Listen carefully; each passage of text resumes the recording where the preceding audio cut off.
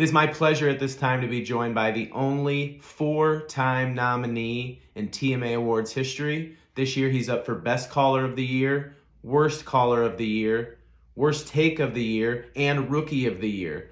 It is my pleasure to be joined by the one, the only, Mr. Licks. Mr. Licks, thank you for joining me. Well, thanks for having me, KG. In my opinion, Hubbard needs to hire you ASAP. I don't know why they're being so tight with money right now. You'd think they lived in Worcester Woods or something. But first, I want to thank Tim. I don't think he gets enough credit for what he does for this show, for the excellence he brings every second of every day. I want to thank Jackson for the four-time nomination and the 10 minutes he spent putting the nominees together. I want to thank my friends at Old Warson, St. Louis, Belle Reeve, The Log, and Boone. And of course, thank you to Iggy for recharging the batteries last week. I think that's something we all needed. Now, I don't even make an attempt to hide the fact that I'm a huge Mr. Licks fan. I love each and every one of your calls. I love your delivery. I love how you just really sink your teeth into Iggy each and every time. You leave him speechless. Sometimes he even gets up and leaves the studio. What is it about Iggy that made you decide that he was going to be the focal point for most of your calls? Well, I have nothing but love in my heart for Iggy. I have my three-quarter zip zipped all the way up to my chin in his honor. We all know by now that he's the one who turned me on to Cheryl Dilcher. I like to think I more so just make observations about Iggy. You know, there's a Pepper and Jeannie episode a few weeks back where they briefly broached the topic of how to stay warm in the winter. And we're all still anxiously awaiting that full episode, by the way. And Iggy actually said that he used to put a hot pan in his sheets when he was a kid to stay warm. And I'm pretty sure he just saw them do that on Outlander and thought it'd be funny if he passed it off as his own story. This man is a content machine, and I just do my best to keep up with his hilarious wit. Now, Mr. Licks, while I am a huge fan, I have to tell you, I strongly disagree with one of your main takes, and that take is on Pepper and Jeannie. I'm a huge Pepper and Jeannie fan. I listen every day. I've been lucky enough to guest host the podcast at times. But I have a hypothetical for you, sir.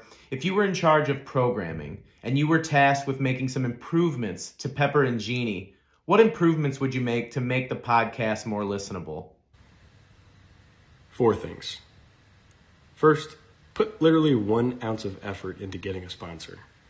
I think it'd make Pepper and Jeannie try just a little bit harder. Second, guests. When it's just the two of them, it's usually just them talking about what they're going to do that day. And I don't need that kind of depression in my life. Third, let Plowsy pick the topics. He stated multiple times this week on Pepper and Jeannie while Iggy was out that he prefers to have no topic and just riff, which I think would be incredible. But Iggy doesn't allow that. And lastly, when you have a guest on, don't climax during the interview. It's weird and uncomfortable for the listeners. Now, last Friday when you called in, you asked a question that I think was on a lot of people's minds, and that question was, what or where is Seckman?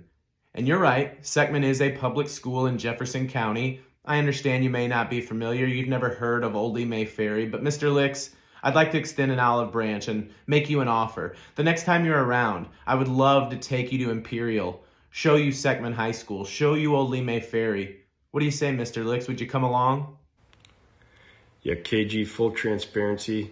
I've actually been advised not to associate with people from Jefferson County, let alone public school kids, which of course includes CBC and Vianney because of their 99% acceptance rates. And for me, Imperial is just dangerously close to Festus. Despite that, KG, I like you. I like you a lot. And I want to make this work, but I'd have to go undercover or under the guise of charity work or something. Last thing, Mr. Licks, you made it very clear that you're not going to be able to attend Harpo's on Thursday night for the TMA End of the Year Awards. And in my personal opinion, I think Mr. Licks would be walking out of there with multiple awards that night. Since you're not going to be there, do you have someone in mind that may come up and accept the awards in your stead? If it can be handed to Tim, that's an insta-call. It's Tim without question.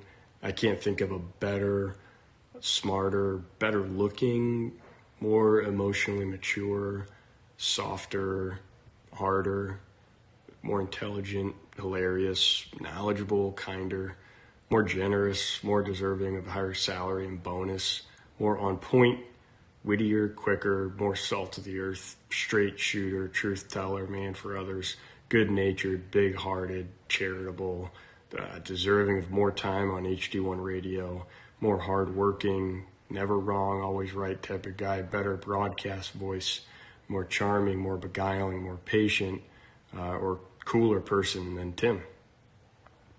Mr. Licks, thank you so much for joining me tonight. Good luck at the TMA End of the Year Awards. We wish you could be there, but we understand why you will not be. Best of luck to you in all 4 categories, sir. Thank you, KG. I'm sorry I can't be there. It truly is an honor to be nominated a record-setting 4 times. And of course, thanks again to Tim.